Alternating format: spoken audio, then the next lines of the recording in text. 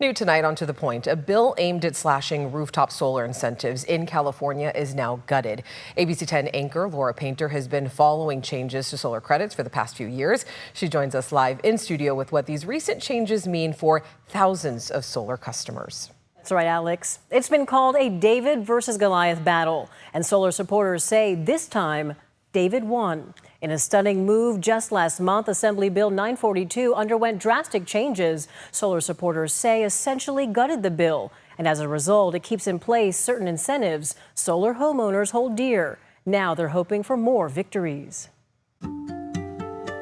When you're at the Capitol prepared to watch them make sausage, take a chair because it may take a while. On July 15th, the Senate Energy, Utilities and Communications Committee met to discuss Assembly Bill 942. And solar homeowner Greg Sparks of Davis was there. We showed up at 8 o'clock in the morning. They opened up the room at 9 o'clock in the morning. There were a number of items before us, and so we got on the agenda actually at about 1 o'clock in the afternoon. I'm here today to present AB 942, which seeks to alleviate the solar cost shift. After hours of waiting, the change Greg and his fellow rooftop solar advocates had been hoping for arrived. The chairman of the committee had significantly amended the bill such that it no longer had any reference to rooftop solar. Written by former energy executive, Assemblymember Lisa Calderon, AB 942 originally aimed to address the cost shift of solar subsidies on non-solar ratepayers. The bill would have forced new property owners with rooftop solar switch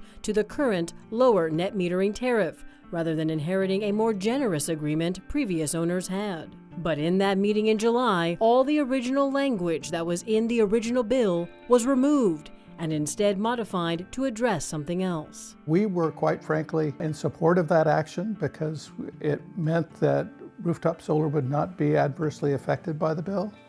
Good afternoon, Greg Sparks, citizen of Davis. I also have historically opposed this measure, and with the changes, we'll move mine to neutral. Thank you. Bring us to that moment. How did you feel? I was relieved. AB 942, in its current form, focuses on consumer access to carbon credits and removes any reference to rooftop solar. As a result, solar advocates are withdrawing their opposition to the bill as it stands now. I think we just saw such an outpouring of public opposition to this bill that enough senators said, this is not right. I can't vote against my constituents. And so we won.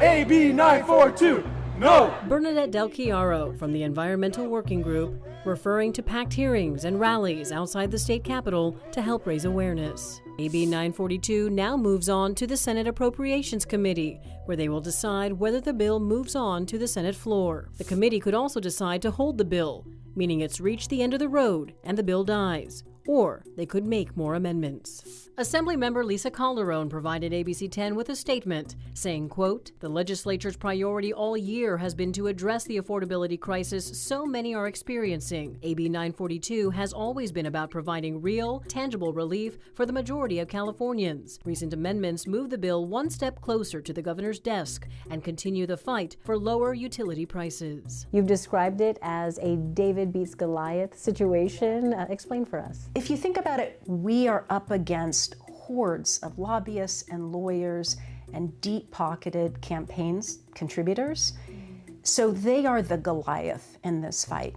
It must have been an emotional roller coaster for you watching AB 942 go through its different iterations. What's next for you? I'm going to be tracking SB 710 and contacting my state senator and saying I would hope that you would vote positively when that bill comes before you, because rooftop solar is a good thing for our environment. We need to be promoting it, not trying to figure out barriers to prohibit its or inhibit its growth. I so appreciate what you guys have done to put so many different spotlights on this issue of energy and of consumers' ability and right to generate their own energy.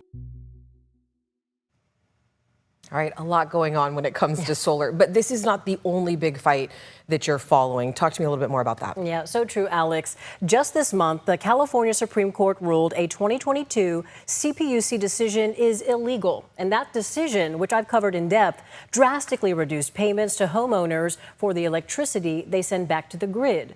The California Supreme Court ordered a reevaluation of this policy.